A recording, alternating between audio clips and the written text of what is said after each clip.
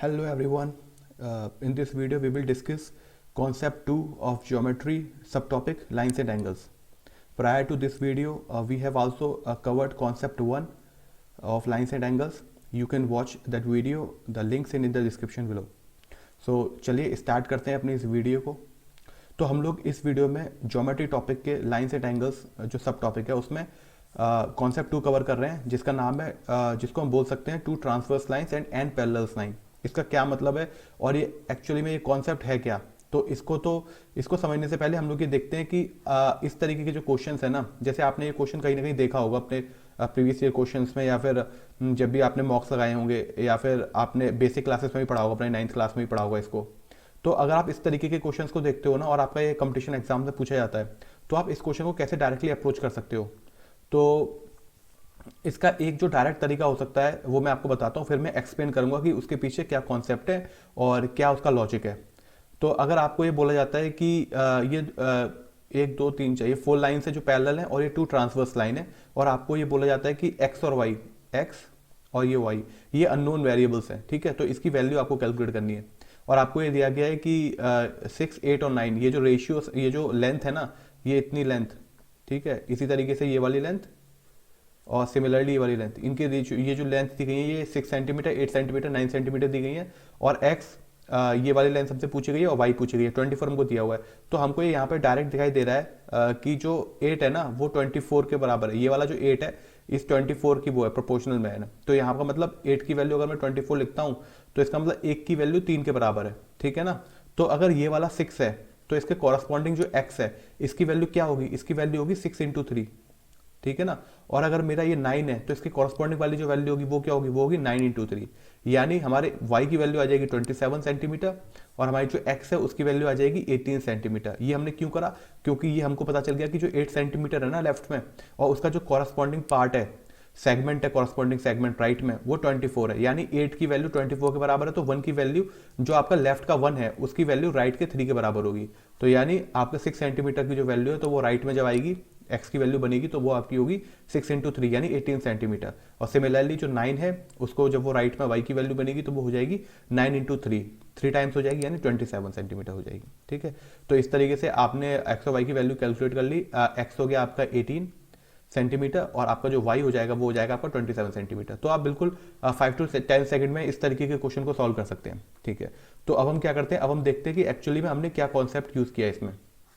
तो देखिए, जब भी आपको इस तरीके से दिया जाता है जो कॉन्सेप्ट है मैं उसका एक स्पेसिफिक पार्ट, अभी क्या है, अभी हम लोग केवल 3 लाइन ही मानते हैं, जैसे कि आपको एक बेसिक कॉन्सेप्ट समझ में आ जाए, फिर आप उसको जो है जनरल टर्म्स में भी यूज कर सकते हैं। तो अभी इस वाले कॉन्सेप्ट पे हम लोग क्या करने वाले हैं, अभी हम लोग ये देखेंगे कि कैसे ये जो ट्रांसवर्स लाइंस होती हैं और ये जो पैरेलल लाइंस है इनके बीच में हम रिलेशन बनाते हैं, जैसे ए बी है और बी सी है।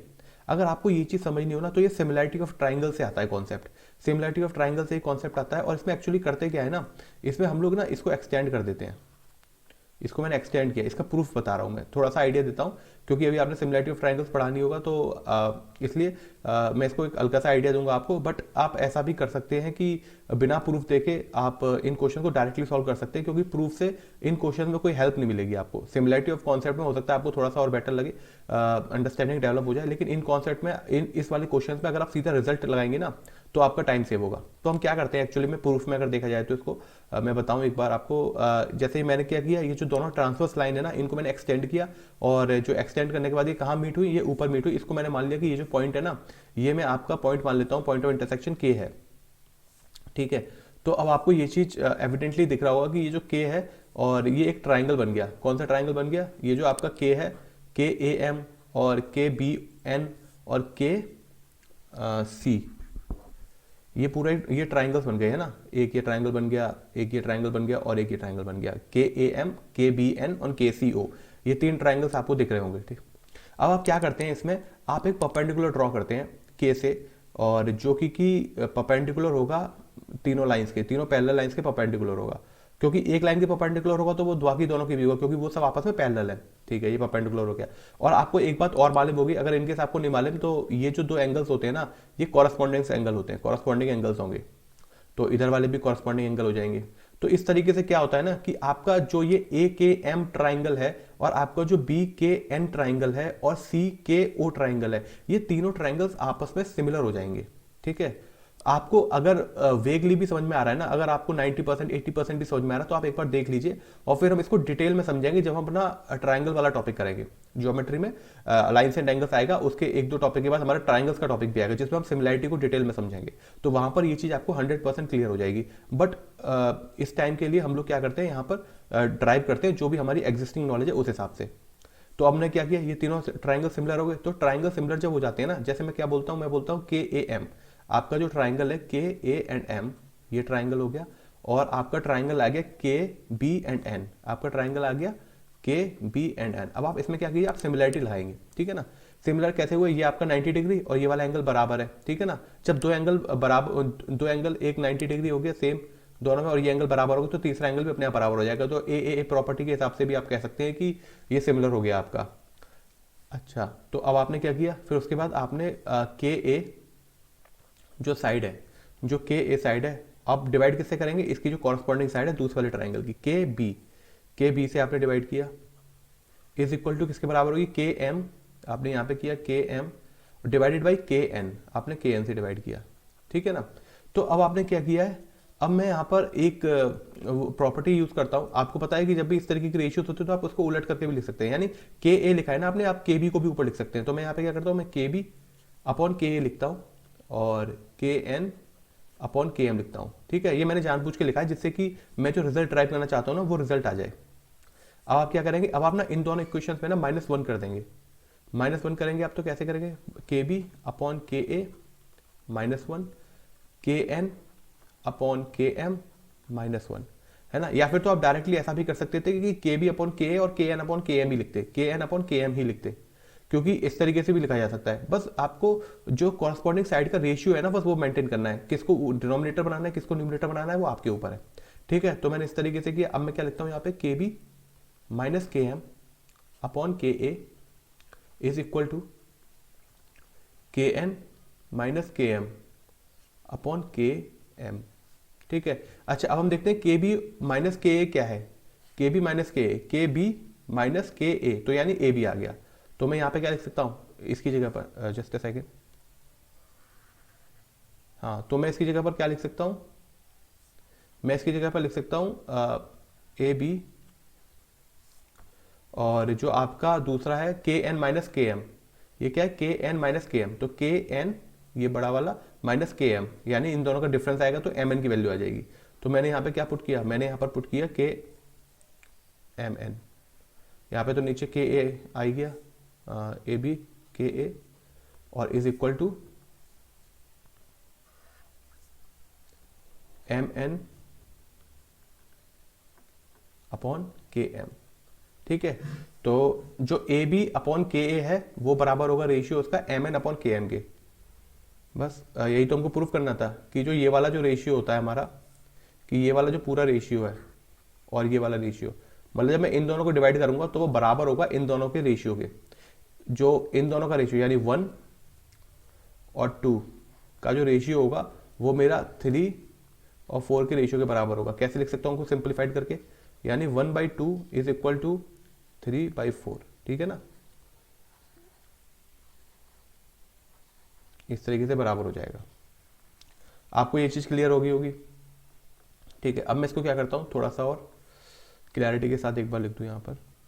अच्छा, तो ये चीज आपको समझ में आ गई जब हमने क्या किया, जब हमने स्पेसिफिक केस लिया। स्पेसिफिक केस क्या था हमारा, कि हमारी जो 3 लाइन्स है वो पैरेलल है और 2 लाइन ट्रांसवर्स हैं। लेकिन यही सिचुएशन स्टैंड करेगी जब आपकी नंबर ऑफ लाइन्स है ना वो n होती चली जाएंगी। मान लीजिए कि ये ना ये कंटिन्यू है, हमने केवल एग्जांपल के तौर पे इतनी लिया है, ये आगे कंटिन्यू है। तो आप इसमें क्या कर सकते हैं, मान लीजिए ये लेंथ अगर l है, ये वाली लेंथ m है, ये वाली लेंथ n है, और ये आपका क्या हो जाएगा O, P और Q। ठीक है ना।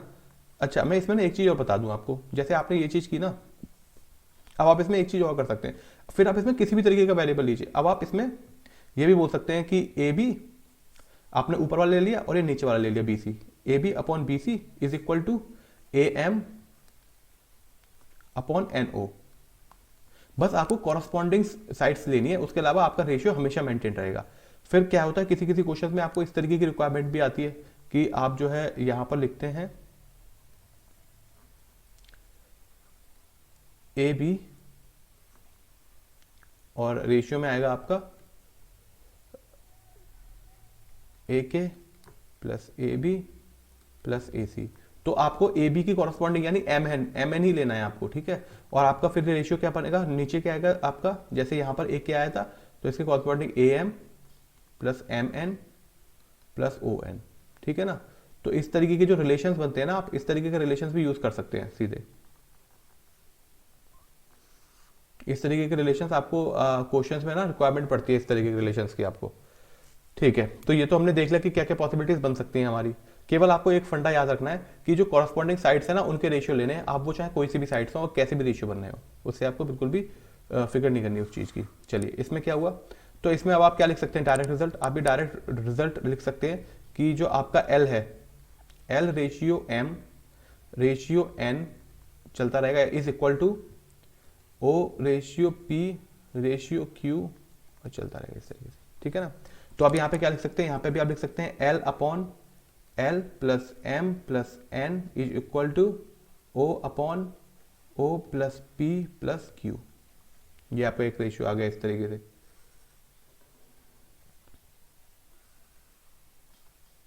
ठीक है ना। इसी तरीके से अगर आपको बोला जाए, आप क्या लिख सकते हैं, L upon M is equal to O upon P, या फिर आप क्या लिख सकते हैं, आप लिख सकते हैं M upon N is equal to P upon Q. और आप फर्दर ये भी लिख सकते हैं, आपका क्या लिख सकते हैं, और आप ये लिख सकते हैं कि a B upon c d is equal to O P, actually हाँ is equal to O P नहीं, यहाँ पे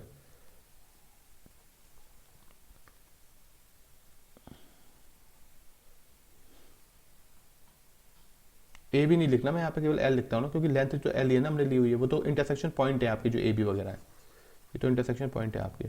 तो मैं यहाँ पे क्या लिख सकता हूँ, मैं यहाँ पे लिख सकता हूँ आपका L upon N is equal to O upon Q, यानी आपने ये वाला इन दोनों का ratio is equal to M और क्यू का रेशियो, ओ और क्यू का रेशियो, ओ और क्यू का रेशियो, ठीक है। तो ये चीज़ आपको समझ में आ गई होगी।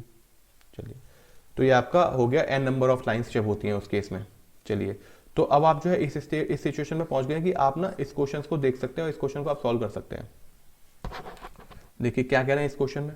इस क्वेश्चन में हम सबसे पहले पढ़ते हैं कि एक्चुअली में क्या दिया गया है। इस क्वेश्चन में हमको ये बोला गया है कि जो ए बी है, जो ए बी है वो पैरेलल है सी डी के, और जो आपका ई एफ है वो पैरेलल है जी एच के। मतलब ये सारी की सारी लाइंस ना आपस में पैरेलल है, ए बी और सी डी पैरेलल है, सी डी और ई एफ पैरेलल है, E F and G H parallel है, and I and J parallel है, ठीक है। सारी लाइंस आपस में पैरेलल है और दो ट्रांसवर्स लाइन है। हमसे क्या बोला गया इसमें, इसके अलावा हमको ये बोला गया है कि जो जी आई वाला जो सेगमेंट है ना और जो बी डी वाला सेगमेंट है ये आपस में बराबर है। आपको क्या बोला गया, आपको बोला गया इस साइन का मतलब क्या होता है, इस साइन का मतलब होता है कि ये दोनों आपस में बराबर हैं, ठीक है। अगर आप यहाँ पे एक लगाते हैं और यहाँ पे भी एक लगाते हैं तो वो बराबर हो जाते हैं, दोनों लगाए हैं दो दो में तो इसका मतलब वो बराबर है। सिमिलर दिखाने के लिए कि बराबर है दोनों, तो एक ही नंबर के कट लगाते हैं, या तो दोनों में एक लगाइए, दोनों में दो लगाइए, दोनों में तीन लगाइए, कैसे भी आप कर सकते हैं, ठीक है। अच्छा तो अब इसमें क्या करते हैं, तो मैंने माना कि ये जो सेगमेंट जो बराबर बोला हुआ है ना मुझको ऐसे समझ में नहीं आता, तो मैं यहाँ पे हमेशा वेरिएबल अज्यूम कर लेता हूँ। मैंने कहा कि मान लीजिए ये वैल्यू ना के है, ये वैल्यू जो है वो के है, तो यहाँ पे ये वाली वैल्यू क्या हो जाएगी, दोनों बराबर है तो ये भी आपकी के हो जाएगी। तो फिर इन्होंने क्या पूछा, इन्होंने पूछा कि एक्स और वाई की वैल्यू निकालिए। ये एक्स और वाई वेरिएबल है, इनकी वैल्यू निकालिए। तो इनकी वैल्यू मैं जब निकाल पाऊंगा जब मुझको के की वैल्यू निकालूंगा, ठीक है ना। क्योंकि आप कैसे कर सकते हैं, आप बताइए एक्स और वाई की आपको वैल्यू निकालनी है, तो 15 अपॉन एक्स करेंगे तो के अपॉन 27 आ जाएगा, तो यहाँ पे के आ गया, एक्स आ गया, यानी एक ही वेरिएबल में, एक ही इक्वेशन में दो वेरिएबल आ गए। फिर आपको एक्स और वाई की वैल्यू निकालनी है, तो एक्स अपॉन 30 करेंगे, 27 अपॉन वाई करेंगे, तो यहाँ पे फिर वेरिएबल आ गए दो। फिर आप क्या कर सकते हैं, एक्स अपॉन के करेंगे, 27 अपॉन 60 करेंगे, फिर एक्स और के आ गया। फिर यहाँ पे क्या करेंगे, एक्स अपॉन 30 करेंगे, 27 अपॉन वाई करेंगे, फिर एक्स और वाई आ गया। लेकिन आप ये वाला करें 15 अपॉन के करते हैं और के अपॉन 60 करते हैं, तो यहाँ पे के और के आया है, तो इसका मतलब ये वाला परम्यूटेशन कॉम्बिनेशन आप लगा सकते हैं। तो ये वाली जो कंडीशन आपकी बन गई ये आपके लिए सुटेबल बन गई। तो आप इसमें क्या करेंगे, आप इसमें यही वाली कंडीशन लगाएंगे कि सबसे पहली वाली सेगमेंट को और आखिरी वाली सेगमेंट को डिवाइड करेंगे कॉरस्पॉन्डिंगली, ठीक है। तो क्या करते हैं, चलिए एक बार देखते हैं। तो मैंने क्या किया, मैंने 15 को डिवाइड किया 15 अपॉन के, ठीक है, 15 अपॉन के, और आपका क्या हो जाएगा, ये के अपॉन 60। तो मैंने कहा कि ये आ गया, जस्ट अ सेकेंड, ये आपका आ गया के अपॉन 60, के अपॉन 60, ठीक है। तो आपका आ जाएगा के स्क्वायर इज इक्वल टू 900।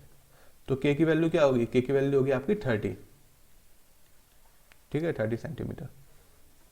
तो बहुत आसानी से हमने निकाल दी हमारी के की वैल्यू क्या है। फिर क्या हुआ, अब हमको के की वैल्यू तो पता चल गई 30 है, ठीक है ना, ये भी पता चल गया हमको कि हमारा 30 है। अब हमको एक्स और वाई की वैल्यू निकाल दी है, तो अब आप डिवाइड कीजिए। आप कैसे डिवाइड कर सकते हैं, मैं इन दोनों को भी डिवाइड कर सकता हूँ, या फिर आप क्या कर सकते हैं, देखिए आप या तो नॉर्मल मेथड से कर सकते हैं। इसके अलावा आप यहाँ पे एक चीज़ और कर सकते हैं कि जैसे ही आपको पता चला ना कि ये 30 है और आपको ये पता चला कि इधर वाला 60 है, तो सबसे पहला वाला क्वेश्चन याद कीजिए। हमने सबसे पहला वाला क्वेश्चन कैसे किया था, हमने सबसे पहला वाला क्वेश्चन इसी तरीके से तो अज्यूम किया था कि आपकी जो जैसे हमने क्या किया था, यहाँ पे 8 है और यहाँ पे 24 है, तो 3 टाइम्स हो गया ना, तो 6 3 18 कर दिया हमने और 9 से 27 कर दिया। तो क्या आप सिमिलरली यहाँ पर यही चीज नहीं कर सकते, जैसे ही आपने के की वैल्यू निकाल दी 30 और यहाँ पे आपको 60 दी हुई है, यानी हर चीज यहाँ पे डबल हो रही है। लेफ्ट में जब आप जाएंगे तो डबल कर देंगे चीज को। तो उसी तरीके से अगर यहाँ पे 30 है वैल्यू ई जी की, मतलब ये जो सेगमेंट है इसकी वैल्यू अगर 30 है, तो आप वाई की वैल्यू क्या बोलेंगे, तो वाई की वैल्यू कितनी हो जाएगी, डबल हो जाएगी, यानी 30 इंटू 2 हो जाएगी, यानी 60 हो जाएगी। कोई दिक्कत नहीं है इस बात में। अच्छा, और आपको लेफ्ट की राइट की वैल्यू क्या दी है, 27 दी हुई है।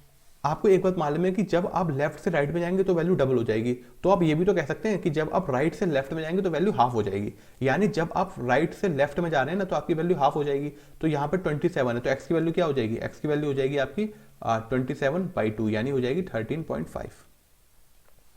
आप इसको डायरेक्टली भी निकाल सकते हैं, ठीक है। मैंने कैसे किया, मैंने सबसे पहले देखा कि के की वैल्यू 30 निकाल चुका हूं मैं, फिर मुझको पता है कि इधर वाले सेगमेंट की वैल्यू 30 है, लेकिन इसका जो कॉरस्पॉन्डिंग सेगमेंट है राइट में उसकी वैल्यू 60 है। तो मैंने क्या किया, इसका मतलब राइट में जाने पे वैल्यू डबल हो रही है, तो मुझे y जो है वो राइट में, तो मैं y में और उसकी कॉरस्पॉन्डिंग वैल्यू 30 है, तो इसका मतलब मैं डबल करूंगा, यानी y की वैल्यू 60 हो जाएगी। उसी तरीके से अगर मैं x को देखता हूँ तो x तो हमारा लेफ्ट में, तो यानी राइट से जब मैं लेफ्ट में जाऊंगा तो वैल्यू हाफ हो जाएगी। तो राइट में वैल्यू 27 है तो उसकी हाफ हो जाएगी, यानी 27/2 हो जाएगी। तो x की वैल्यू हो जाएगी 27/2। आप डायरेक्टली निकाल सकते हैं इस चीज को, ठीक है। लेकिन अगर फिर भी अगर आपको लगता है कि आपको प्रॉपर मेथड से ही निकालना है तो हम प्रॉपर मेथड से भी देख लेते हैं।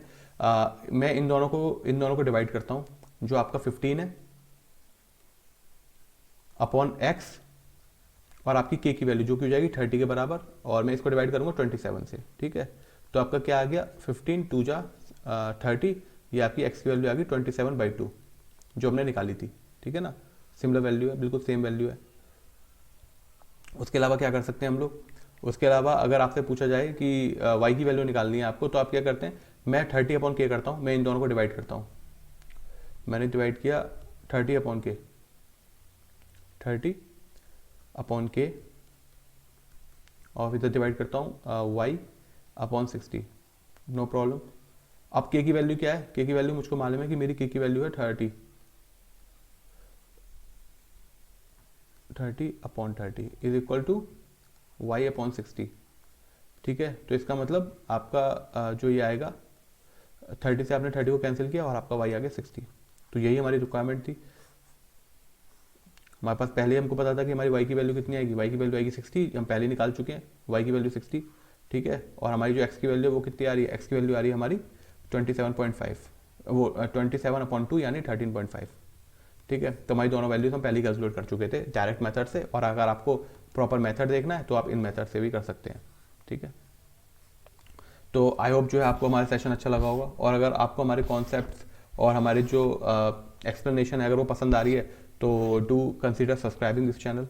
और अगर आप चाहते हैं कि जो हमने इसकी जो प्रीवियस वीडियोस हैं, क्योंकि हम ये पूरी सिस्टमेटिक तरीके से एक सीरीज चला रहे हैं जिसमें हम आपकी जो ज्योमेट्री है उसको 100% कवर करेंगे, और एक एक टॉपिक पिक कर रहे हैं हम लोग, जिससे कि आपको जो है कोई भी प्रॉब्लम ना हो और आप एक सिस्टमेटिक तरीके से सब टॉपिक कंप्लीट करते जाएं और आपको पता भी नहीं चलेगा और आपकी ज्योमेट्री कंप्लीट भी हो जाएगी। हम लोग इसमें पहले कॉन्सेप्ट डिस्कस करते हैं और फिर उसके बाद जो है हम उसका क्वेश्चन डिस्कस करते हैं, जिससे कि आपको सारी अंडरस्टैंडिंग डेवलप हो जाती है। इससे पहले इस सीरीज में ही मैं area of a triangle, area of a circle, perimeter of a circle directly कैसे निकालना है, ये कैलकुलेट कैसे करना है, मैं ये इसको एक्सप्लेन कर चुका हूँ। उसके बाद हमने जो है लाइन्स एंड एंगल्स, ज्योमेट्री का जो टॉपिक है लाइन्स एंड एंगल्स, उसके पहले कॉन्सेप्ट को समझाया, उसकी वीडियोस भी मैं बना चुका हूँ 10 सेकंड सीरीज में। अपार्ट फ्रॉम दैट ये जो सेकंड वीडियो है इसमें हम कॉन्सेप्ट 2 डिस्कस कर रहे हैं, कराए हमने अभी लाइन्स एंड एंगल्स का ही, और आई होप आपको ये समझ में भी आ गया होगा। और इनकेस अगर आपको कोई भी प्रॉब्लम आती है तो आप रिवाइंड करके देखिए वीडियो को, या फिर आप जो कमेंट सेक्शन में भी आप अपनी क्वेरी पूछ सकते हैं, and I am happy to help you, मैं आपको वहाँ पर रिप्लाई करूँगा।